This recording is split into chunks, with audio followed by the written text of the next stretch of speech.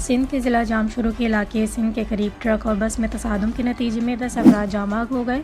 हादसे में 13 अफराद ज़ख्मी हो गए। उन्होंने बताया कि जाँ बाग अफराद में 2 ख़वातीन और 2 बच्चे भी शामिल हैं। हादसा सिंध के करीब छोटे पाटक के करीब पेश आया। एसएसपी जामशोरो जावेद बलोच के मुताबिक जाँ बाग मुसाफिरों का ताल्लुक बहावलपुर से बताया जाता है। बदकिस्मत कोच कराची से पंजाब जा रही थी कि हादसा पेश आया। हादसे में कोच और ट्रक का ड्राइवर दोनों जाँ बाग हो गए। ज़ख्मियों को जामशोरो के लिम्स अस्पताल मुंतकिल कर दिया गया है। एसएसपी जामशोरो के सरबराह जावेद बलोच ने हमें जामशोरो के करीब बस हादसे की इत्तला दी है। इब्तदाई तहकीकात से पता चलता है कि हादसा बस ड्राइवर की गफलत और बस तेज़ रफ्तारी के बायस पेश आया।